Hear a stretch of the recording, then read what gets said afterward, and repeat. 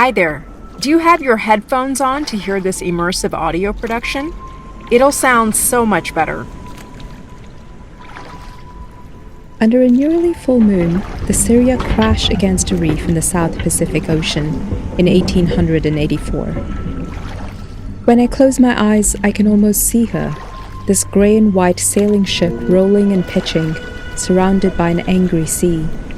540 souls on board. Most of the people on the ship couldn't swim, and some saw land in the distance and started to jump into the water, thinking that they may be able to walk to the shore. When rescue boats get there a day and a half later, the ship looks dismembered. Bits of spars, sails, ropes, and debris in wild confusion. The front half of the ship is up on the reef, the back half perching delicately. Here's Dr. William McGregor, head of the rescue. The scene was simply indescribable, and pictures of it haunt me still like a horrid dream. People falling, fainting, drowning all around one. The cries for instant help uttered in an unknown tongue, but emphasized by looks of agony and the horror of impending death, depicted on dark faces rendered ashy grey by terror.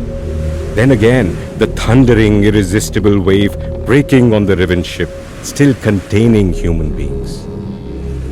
Some crushed to death into the debris, and the others wounded and imprisoned therein. Some sacrificed their lives to save others. 57 people lose their lives, 32 men, 15 women, 5 girls, 3 boys, and 2 babies. And as for the rest, they're shipwrecked in a place to which they had come by accident, but from which they could not escape. They are in Fiji, Ramnik-Dweep, the island of paradise. Welcome to Scrolls and Leaves, a podcast featuring stories from the margins. We're in Season 1, Trade Winds, set in the Indian Ocean world. I'm Gayatri Vaidyanathan. And I'm Mary Rose Abraham. Would you like more Scrolls and Leaves in your life? We have bonus episodes and other perks for supporters.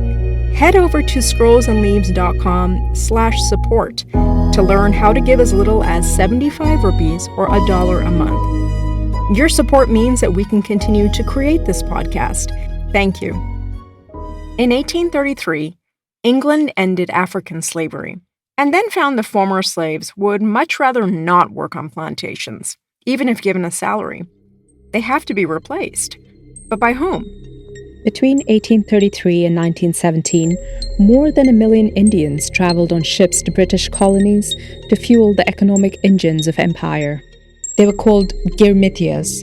This is their tale. You'll hear from Brij Lal, a descendant of the Girmitiyas. He's a historian of the Pacific Islands, and his influence on an entire generation of scholars has been simply enormous.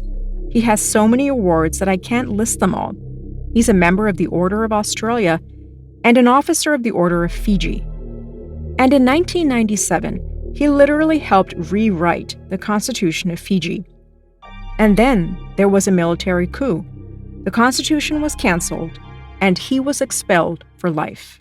I suppose the most difficult part is not being able to say the final farewell to friends, who were part of my life, family members who have gone. You'll also hear from Umit Bali, an Indo-Fijian Australian stand-up comedian whose work draws on a sense of displacement.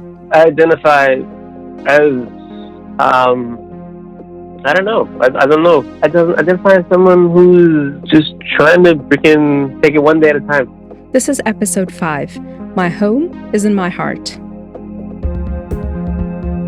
Chapter 1. The Search. Brij Lal is early. Too early. It's 5:30 in the morning, and someone's told him the bus will leave on the dot at 6. But we're in India in 1978. You know that joke about Indian Standard Time? When I went to the bus stop, there was not a single soul there. It was like a huge warehouse, and so I thought I might have come to the wrong place. Brij is a PhD student from Fiji, and the bus, well, that will take him into the countryside in Uttar Pradesh. He's going to his grandfather's village, his native place. It's in a district called Bahraich? Bahraich. Bahraich. It's Bahraich, yeah. Brij gets a window seat. At 7, the bus starts. At 7:15, the bus stops. The driver gets off and eats a leisurely breakfast. Brij is dressed a bit formally for these parts, in trousers and a shirt. Everyone was wearing pagdi and dhoti, and the older folks chewing betel nut and aiming missiles of spit across the window, spraying on me, but I was too polite to say no, because, they would say, "Arey saab, kya hai? Kuch ho gaya to kya hai? Chalta hai." Yeah, you get used to that rhythm, to that way of thinking, and move on. The bus rattles past flat green fields of wheat and paddy, mango trees, kids running around barefoot. As Brij gets closer to his village, I was anxious. I was anxious because I was the first one in my family ever to go to India. So as I was closer to Bahraich, I was filled with anxiety. What would I encounter? As I entered the compound, walking on cow dung and all that, word went around that a strange man was coming to the village. And when they saw me, they were curious, and very soon the whole village got together. Who is this man? Why is he coming here? So I told the purpose of my visit. I knew that many years ago, a young man by this name had gone away to a tapu. Tapu is an island. And he never came back. Does anyone know who this person was? If he has any relatives here?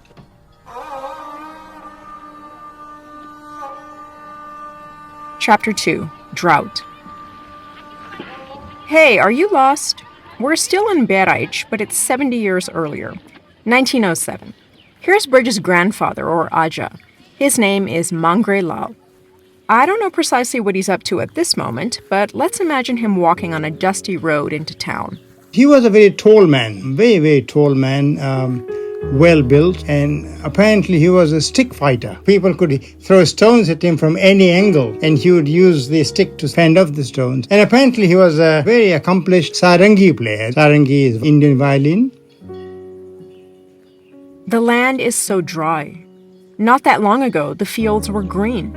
The jungles full of leopards, tigers, wolves, wild hogs, antelope. But since 1891, the rains have failed, again and again. In 91, 97, 99, 1901, 04, 05, 07. Diaspora and the difficult art of dying. In the end is my memory of the beginning, a mixed brew of history and hyperbole. The sun's chakra breaking up the earth of Basti into 6 million jigsaw pieces, and the bo tree catching fire at midnight by itself, and the koils pecking out the eyes of Brinda the milch cow, and Pitaji standing among the ruined fields of chana weeping, and Maji bent over the inflated moons of Roti weeping because he wept, and the immemorial debt to a greasy man of crisp dhoti and caste mark whom we called Maiba, and my sister nudging the age of dowry, and I, the eldest of 3 sons, 16 years old and already corroded by despair, stealing away from home and village and province, never once looking at the moon grazing on the thatch of my nostalgia, walking by night and sleeping by day, until rivers no longer gave up their names nor roads their destinations. How many times I yearned to return to my village. Ask me, how many times my legs faltered during that terrible flight. But then I remembered the scorpions' cracklings in the wells of Basti and the mynas dying in the skies of Basti, and that nightmare drove me towards I knew not where. Maybe I sought to work in a modest village. Maybe I desired to fall off the edge of the world. Maybe I was questing for Ayodhya, Shangri-La, El Dorado.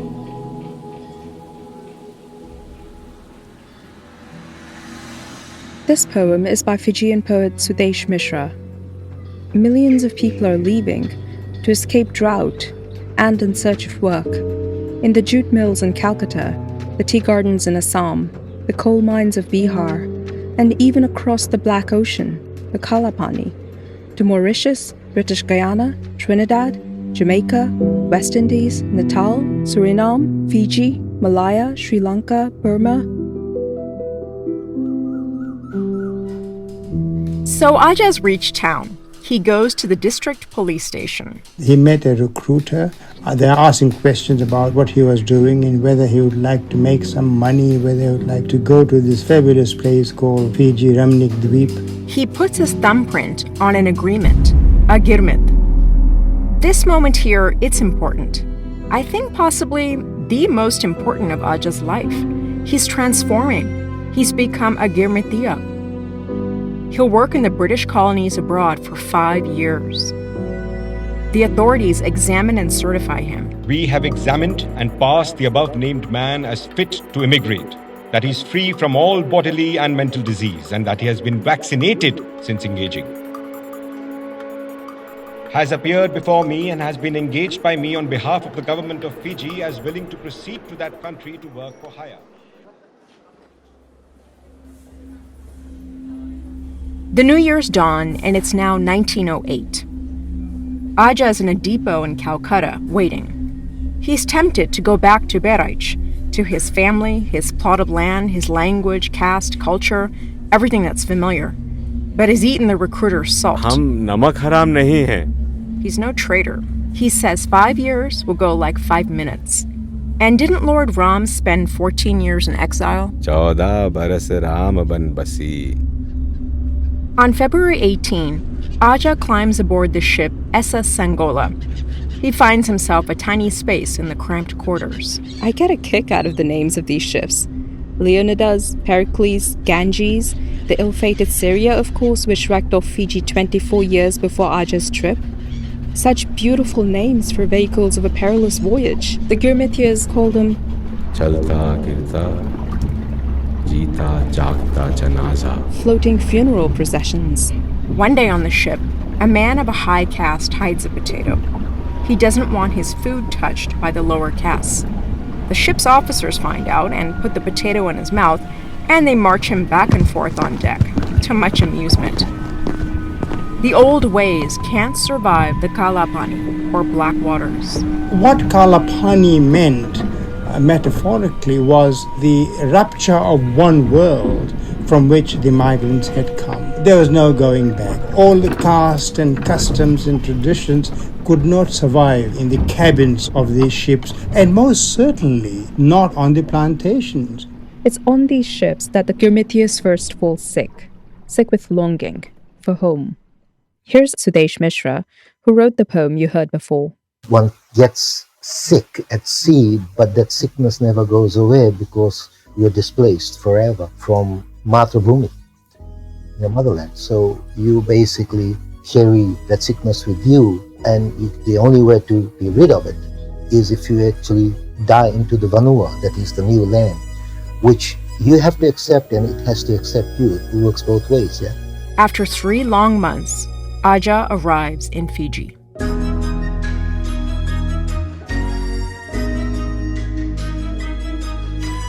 Chapter 3. Seasick. Fiji is a picture postcard paradise. 333 volcanic islands scattered in the South Pacific Ocean. Breathtaking. Deep rivers, soaring mountains covered in lush tropical plants, white beaches, and a fierce island people ruled by the white man.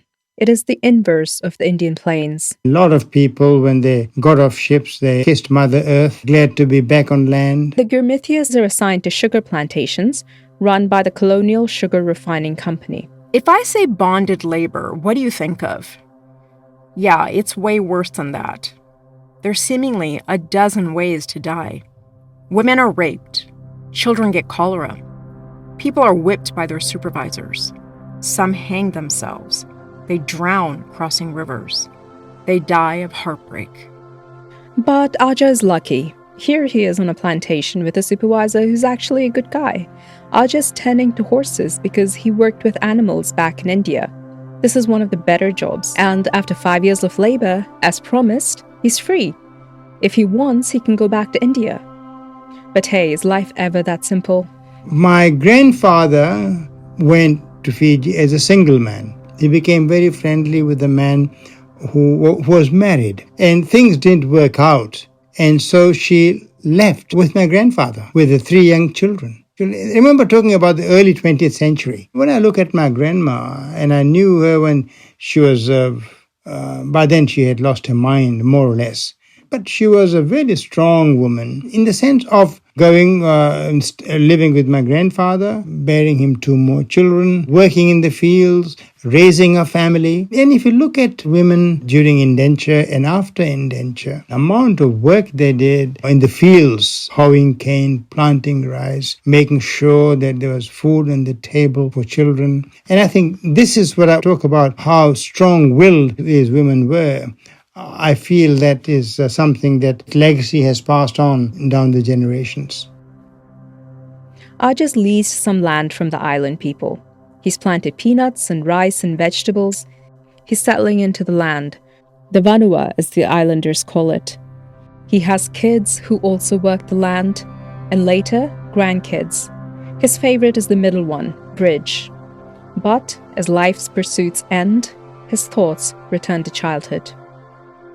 In his 80s, Aja has a massive handlebar mustache, a long white beard, and he usually hangs out on a stringed bed under a huge mandarin tree.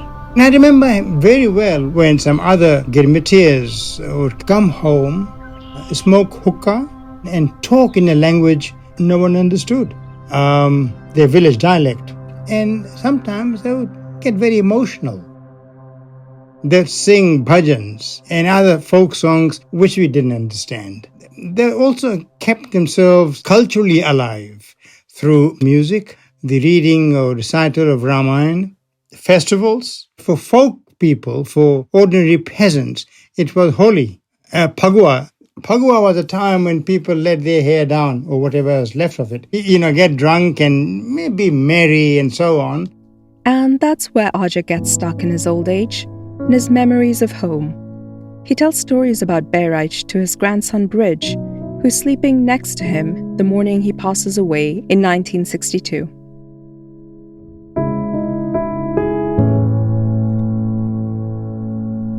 Chapter 4, Displacement. We're in a dark room. That hum you hear? It's a large computer. It's 1977. And that's Brij over there. He's 25 years old. He's going through pages and pages of lists of Girmitiyas. It's for his history PhD. When he was looking for a topic to research, he thought of Aja and the grizzled old Girmitiyas back home. Well, I think to understand the background of the Girmitiyas, one had to understand who they were. And each person who migrated to Fiji and to other places had his or her emigration pass. On that pass was given the date of migration, the ship on which the person went, the number the person had on the ship, the person's name, the person's next of kin, the person's caste name, the person's sex, and those sorts of things, and the person's thumb imprint at the bottom to say that he or she understood the terms of the agreement. And those passes are preserved in hard copy in the archives in Fiji. Sometime in the 1970s, under the Australian Joint Copying Project, all of these things were microfilmed.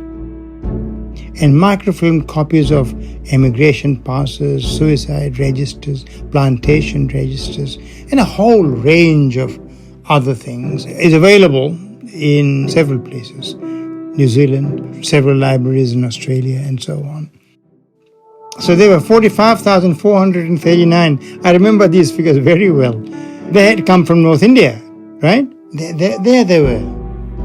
There they were on microfilm. And so I coded all these variables, not the names because names don't matter, but caste, age, sex, district of origin, district of registration, the year of migration, the number, and so on. And then in this dimly lit room in the basement of the National Archives of Australia in Canberra, I reduced them to numbers, 45,000 of them.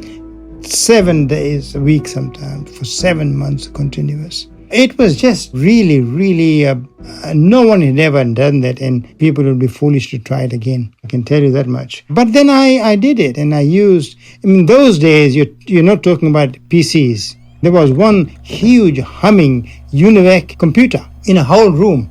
And so I then used a particular program called SPSS, Statistical Package for Social Scientists.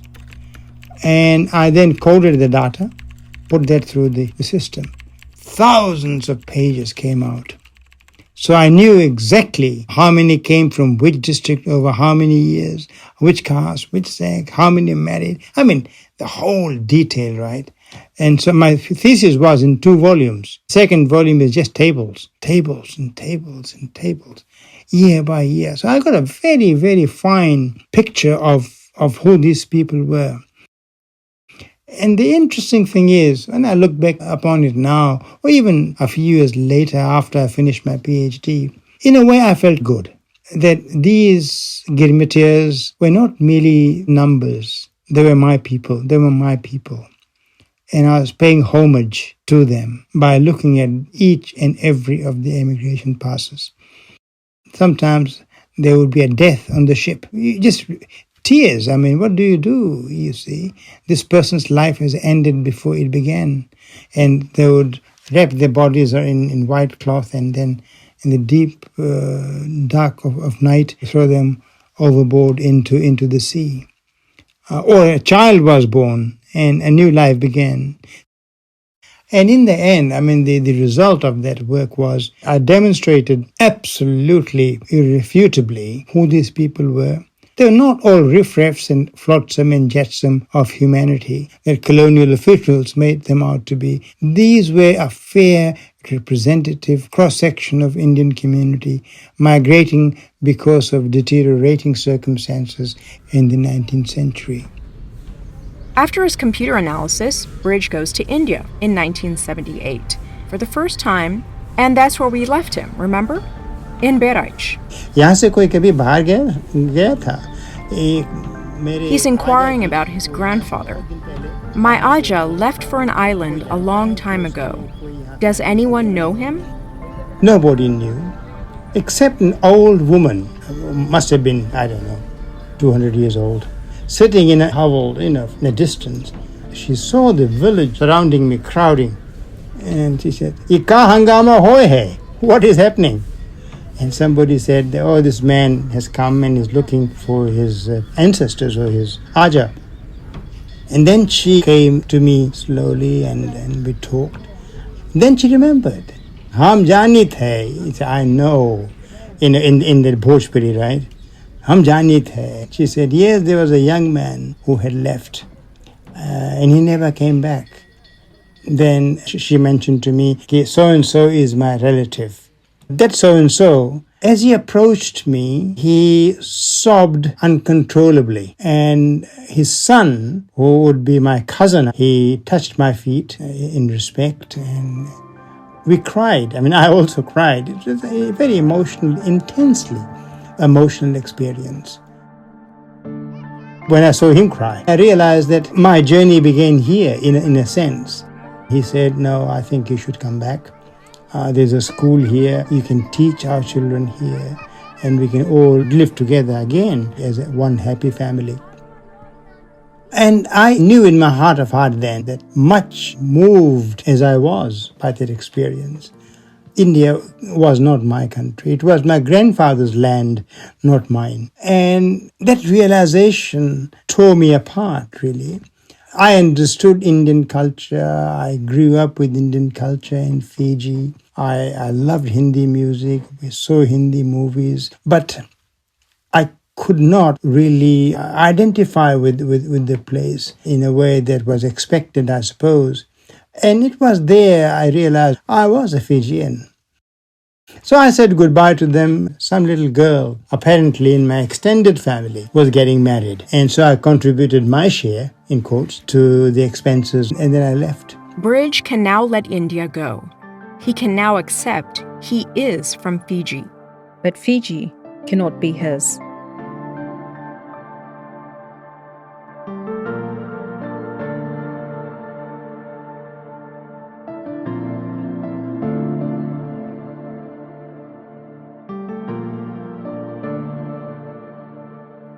Chapter 5: Displacement Redux. Now, we need to tell you a backstory about Fiji politics. We'll be quick, we promise. When the British leave Fiji in 1970, Indians make up almost half the population on the islands. But they don't really mix with the islanders. You see, 100 years ago, the British had kept the Indians and islanders in separate racial compartments. It sort of made sense back then. They wanted to preserve indigenous culture, which is tied to the idea of land or of vanua. Indians can't own land in Fiji. Here's Sudesh. So the Fijians were not really consulted about this moment in history, right? The British unilaterally introduced Indians to Fiji. So you can see the indigenous perspective as well, that it's not as if they consented to it. And then what happened was, because you have a group of peasants who are having wrenched from their village economies and put into the plantation agriculture, the moment they were freed from that system, they understood they didn't have any land and the country wasn't theirs. So they had to very quickly decide what they're going to do with their offsprings. And the thing that Indo-Fijians latched onto was education. By the 1980s, the kids and the grandkids, the next generation, are visibly better off than many islanders. They become doctors, lawyers, and begin to occupy important spots in government. When I was growing up, all the solid houses, the visible wealth seemed to be with the Indians, whilst the Fijians were in the villages. So at some point, this was going to actually create a problem if you have this kind of imbalance in social progression. Then, the unthinkable happens. In elections in 1987, the ruling party, supported largely by islanders, is voted out of office and replaced by a coalition supported largely by Indo-Fijians. That government lasts for all of a month, and then there's a coup by the military, and the government is overthrown. Fiji's coup culture began back in 1987. Colonel Sitivani Rambuka staged 2 of them with the aim of asserting ethnic Fijian dominance over Indian Fijians. I believe it is in the national interest that I carry out the events of this morning, the takeover of the government. All that was code for one single event, the accession to power for the first time in 20 years of a Labour-dominated coalition, led by this man, Timoteo Bavandra. When Bavandra won his election and brought 7 Indians into his cabinet, indigenous Fijians took to the streets. When I was 3 years old, I was a baby, so they're carrying me for shelter because what was happening was a lot of islanders were breaking into homes and looking for Indians to bash. That's Umit Bali. He's a 35-year-old Indo-Fijian Australian stand-up comedian who's become something of a celeb after being a finalist on Australia's Got Talent. His mom's told him about the coup. But it was not all the islanders, because my mom said they got refuge in the home of another Fijian family. There were some Fijians that would hide Indians and keep them safe, protect them. It was weird. It's like everyone got along really, really well, but there was this thing of if a coup happens, the guy that was really nice to you the other day might want to kill you or rape your sister or something else like that. So I grew up knowing that there are good Fijians, and then there are okay Fijians, and then there are really bad Fijians. But you always have to be on your guard. In 1990, the Fijian constitution is rewritten to strip Indians of all political rights. Umit told us what daily life was like for Indo-Fijians. Picture the capital Suva, a sleepy island city with a live wire running right under it. I remember lots of pigeons at the bus stall. You go to the bus stall and there's all these buses lined up and you pick the bus that you had to go in. You go in, you give the bus driver 40 cents. But if you miss that, you have to walk all the way into the city. We called it a city, but really it's like an overglorified town. Every building was 2 stories, 3 stories, 4 stories, and that would be the cutoff point, And if you find a building with 8 stories, ooh, watch out, look at, woo! And then you walk through a lot of cars, smoke coming out of the back of them. I remember I used to get behind a bus or a car and all the kids would stick their head out the window and smell the fumes. It was really nice smell. I'm not kidding, it was a really good smell, But then later on we found out, it kills you. Umit's family, like most Indo-Fijians, was very Indian. They'd go to the temple, watch Bollywood movies. This is all in the 90s, of course. All the Indian movies we had were pirated copies. So you'd also get Hindi ads in the movies. If you meet someone that's my age, that's from Fiji, they used to watch Indian movies, you could just say to him, Chandu Bam, and then we'll finish it by going, Pira Hari Bam. What a strange series of events.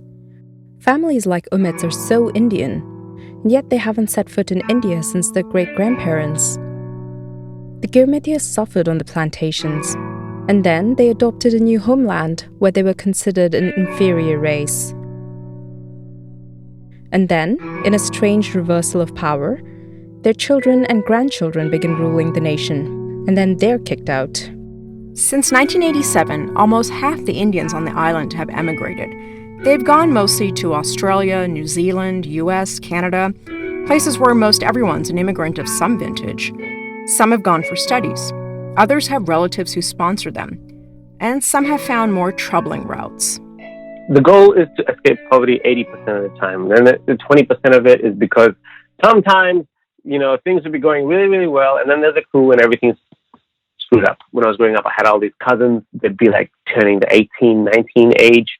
And all of a sudden, like, these white people would come to the village. I was like 9, 10 years old, but I could tell they were weirdos. So I remember this one old dude coming to marry one of the girls in our village, and she was like beautiful 18-year-old, 19-year-old, and this guy was like 65, and he had this shake constantly. He would not stop shaking. I remember. and she was and Irish. She was like, I don't know what to marry. And her mom was like, you have to hurry. I think we might die too next week. It's like Chris Hansen, How to Catch a Predator, really, but like ethnic version. When Umit was 13, his family went to Australia on a tourist visa and just stayed on. And it was really, really tough, hiding from immigration and all that.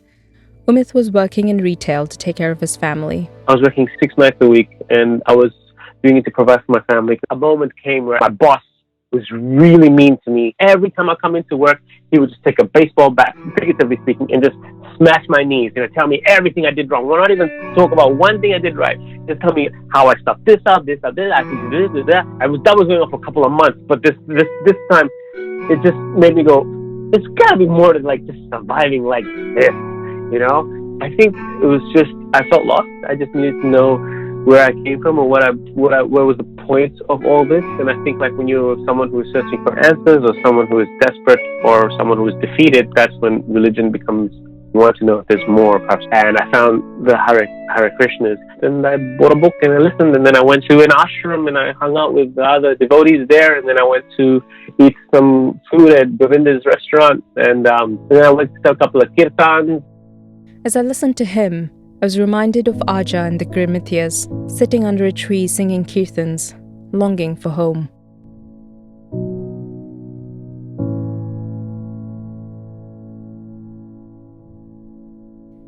So that's the backstory. We're now in 1995. Brij is a well-known scholar and prominent critic of the government. And Fiji's constitution is up for review. This happens every 7 years. Given his reputation, the leader of the opposition asks him to help rewrite it. The result? An 800-page document that states, multiracial societies ought to strive for multiracial governments, that all groups should have the right to share power. But remember that live wire running beneath Suva?